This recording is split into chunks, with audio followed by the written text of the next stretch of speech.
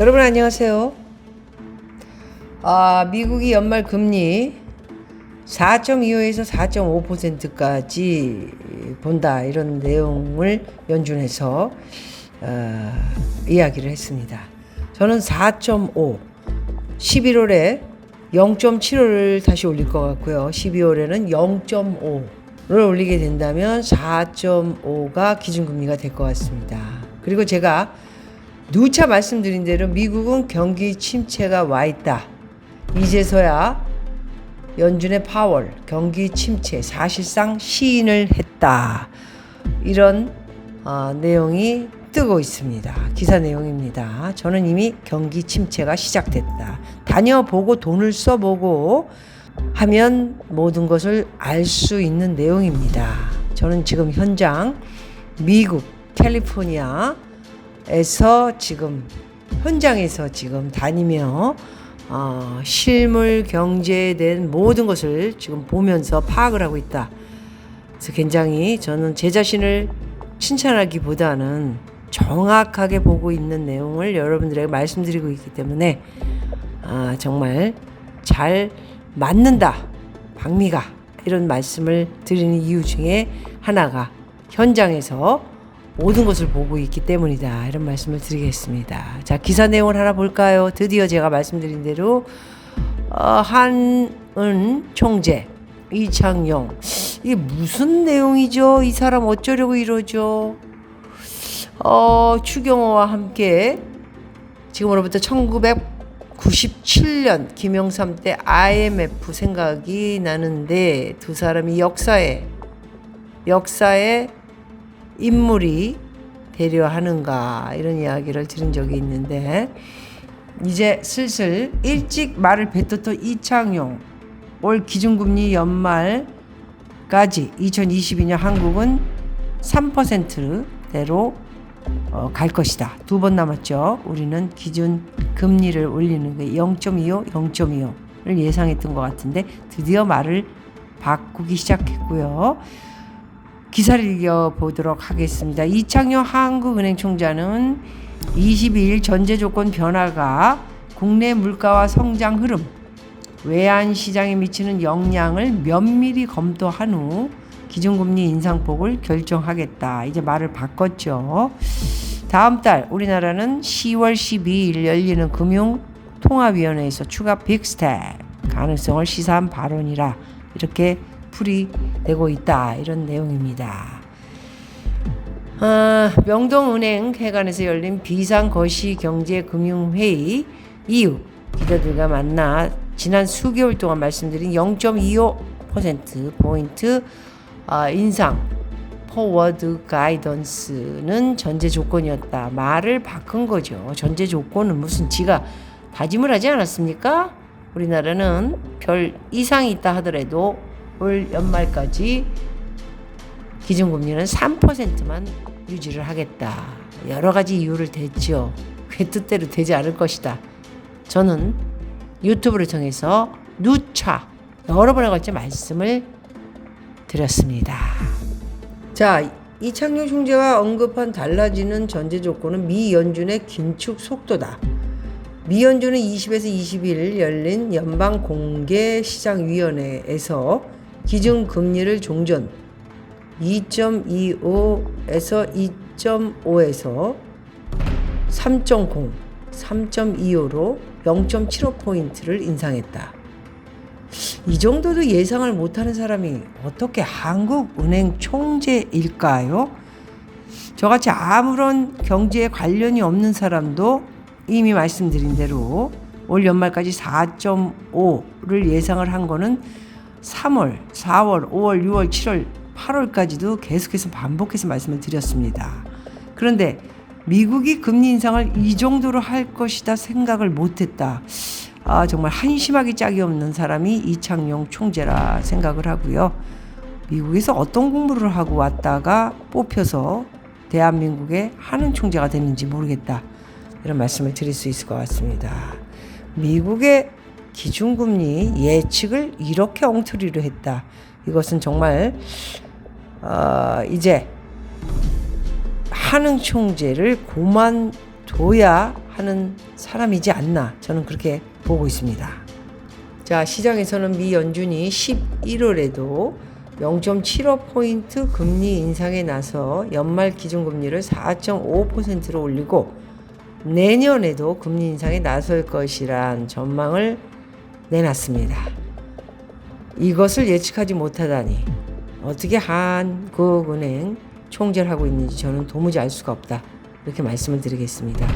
미 연준의 최종금리 상단이 높아지면서 0.25포인트 점진적 인상의 전제 조건이 달라졌으니 이를 다시 검토해보겠다는 뜻으로 말을 바꾸면서 추가 빅스텝을 염두에 둔 발언으로 풀이됐죠. 빅스텝을 안 한다면 역사에 정말 큰 오점을 남기는 한국은행 총장이 되지 않을까 생각을 합니다. 이 총재는 앞서 지난달 금통위 직후 기자 간담회에서 추가 빅스텝 가능성에 대한 질문에 기자들의 질문에 당분간은 기준금리를 0.25% 인상하는 정진적 인상 기조를 그대로 유지하는 것이 바람직하다. 쪽팔리겠죠. 본인이 쪽팔리겠죠. 미국의 기준금리가 이렇게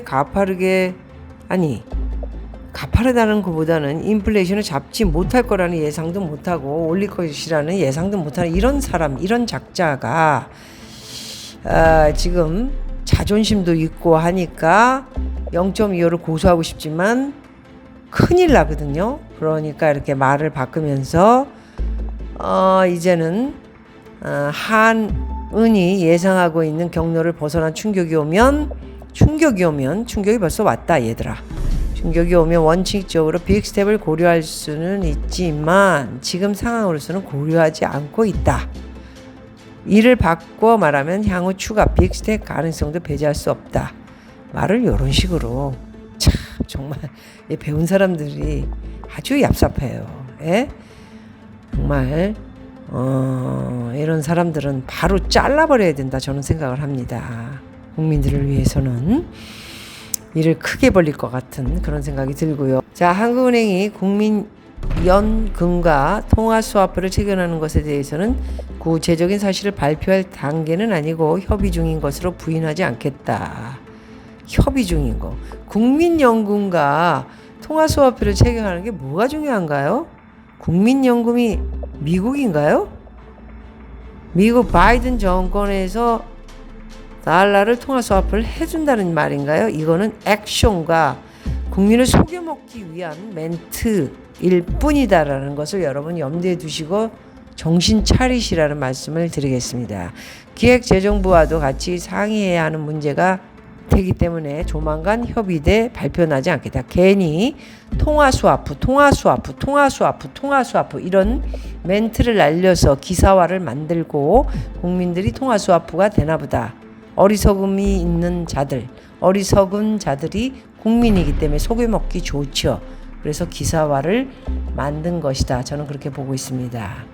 원달러 환율이 1,400원을 돌파한 것과 관련해 펀더멘털에 비해 과도하게 움직임이 있어 쏠림 현상이 나타나면 적절히 대응해 나가고 있다. 다만 환율은 가격 변수이기 때문에 특정한 수준을 보고는 대응하지 않는다. 이게 무슨 말인가요? 예? 왜 솔직하지 못한 거예요? 솔직하지 못하고 왜 사기를 칩니까? 국민들에게 말을 어렵게 쓰지 말아요. 못 알아듣게. 자, 이 총재는 외환시장의 한쪽으로 쏠림 현상. 뭐가 한쪽으로 쏠림 현상이 온다는 건가요?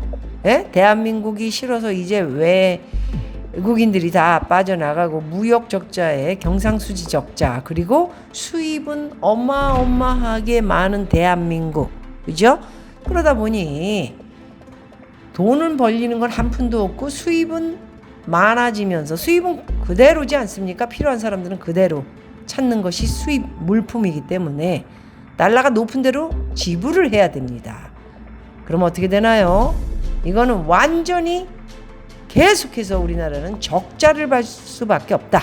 이런 말씀을 드리겠습니다. 그리고는 말을 바꿔서 우리나라 환율만 전화되는 상황이었지만 예전에는 지금은 전 세계적 공통 문제를 우리나라가 숫자만 보지 말고 다른 나라와 비교해 봐야 한다. 전 세계가 문제가 있는 것은 맞지만 대한민국이 이렇게 어설프게 무너지는 모습은 그것도 한 달, 두 달 만에 저는 지금 자리를 하고 있는 모든 사람들의 책임을 추궁해야 된다. 저는 그렇게 보고 있습니다. 국채금리가 연일 연고점을 경신하고 있는 가운데 채권시장 안정을 위해 국고채 단순 매입 가이던스가 있는지 묻는 질문에는 단순 매입 원칙도 있고 금통위원 얘기도 있어 이 자리에서 말씀드리기 부적절. 왜 얘기를 못하나요? 네? 자신감이 없어요? 그렇군요. 자, 여러분, 박미TV를 열심히 들으신 분들, 대충 들으면서 헛소리 하는 사람들은 나가주시기 바라고요. 모두가 엄청나게 어려운 일들이 발생할 것이니 준비해 주시고요.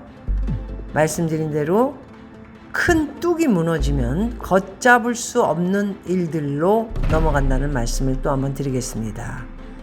그 가운데 큰 부자들이 또 탄생할 수 있으니 준비가 되신 분들은 잘 버티면서 큰 돈을 벌 수 있는 기회를 잘 잡으시기 바랍니다. 지금까지 말씀드렸던 큰 찬스, 그것은 아직 오지 않았고요. 미국에서 엄청나게 주식이 크게 무너지면서 한국도 엄청나게 무너지는 그런 모습을 보게 될 것입니다. 바로 박미가 말씀드렸던 것은 크게 무너지는 그 날이 준비하신 분들에게 기회가 온 날이다. 이렇게 말씀드리겠습니다. 고맙습니다.